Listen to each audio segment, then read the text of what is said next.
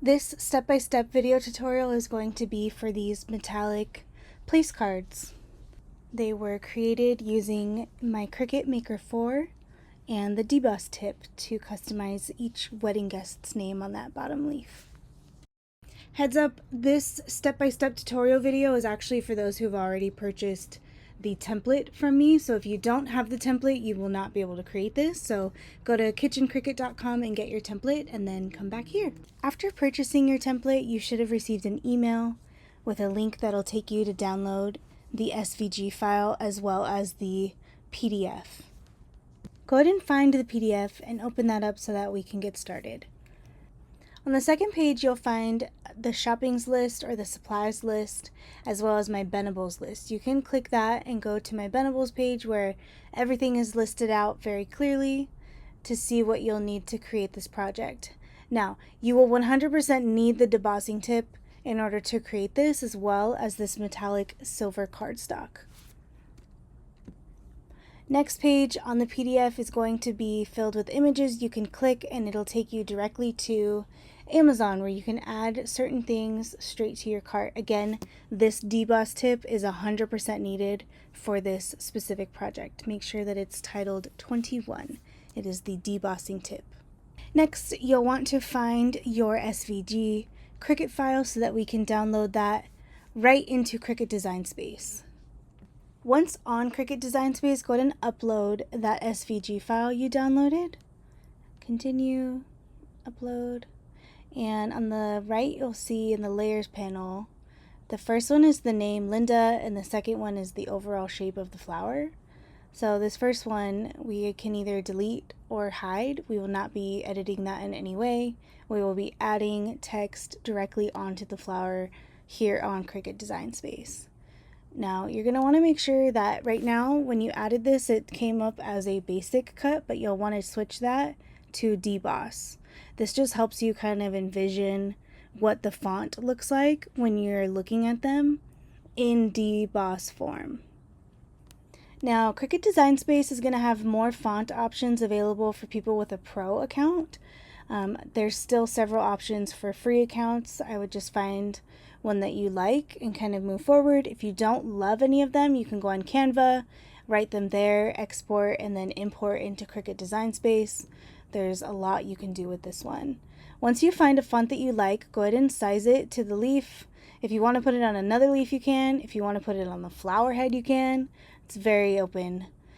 Once you're ready though, you're going to go ahead and click both of them together and we're going to attach them. After that, we're going to click duplicate. That's just going to create another one where we can change the name. Why? Because we have more than one to make. Sorry, my cat was freaking out. She's fine. Anyways, you're going to want to create as many as you need and then just change the names and make sure that it fits nicely within the leaf so that the deboss portion doesn't come off of the leaf. But again, create as many as you need, and when you're ready, come back to this portion of the video. And when you're ready to make these and you're completed, you're going to want to hide all of them except for two. Now select those two and hit attach. From there we can click make, and on the left side we're going to change the material size to the standard letter size, and these will be best at medium cardstock. We can leave our pressure at default. And the first tool that we'll need to prepare is going to be our deboss tool. I have the quick swap debossing tip that goes on this housing. To make sure you have the right one, it should be labeled with the number 21 on it. Next, we're going to prepare our paper. I tried and tested a ton of metallic paper, and this one is truly the best. Make sure that you get the one located on my PDF. Now we're going to line up our paper. The light grip mat is the best mat for this project. It's just the right amount of grip for the metallic paper. And if you don't have a brayer tool, make sure you get one. I don't know why or what the science is, but they really do help. When the paper sticks to the mat, it just cuts so much better. Next, go ahead and load the paper into the Cricut and press play.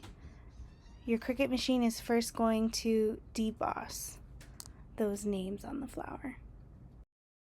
When that's done, Cricut will let you know, the Cricut Design Space on your computer will say, now it's time for the fine point blade, so go ahead and switch out into your fine point blade and then press go.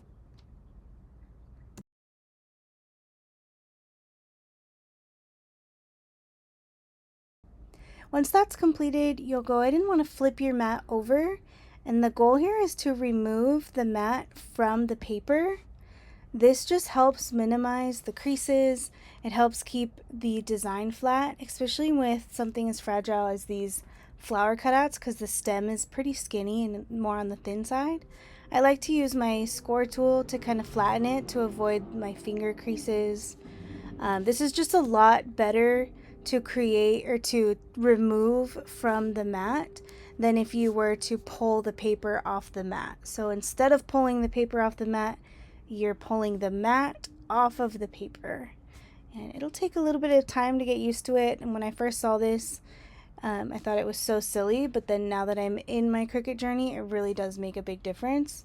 So also, if you don't do this, you'll kind of learn the hard way and then you'll eventually come back to it. So at this point, you'll want to go back into Cricut Design Space and unhide the names that you hid, and then you'll want to hide the names you've already created. And you'll repeat this process until you have all of the guest names that you need. And that's a wrap. At this point, you'll have some really cool, modern, reflective, mirror-like place cards. You can layer these on top of your menu. You can put some information on the back. And they are customized for each wedding guest.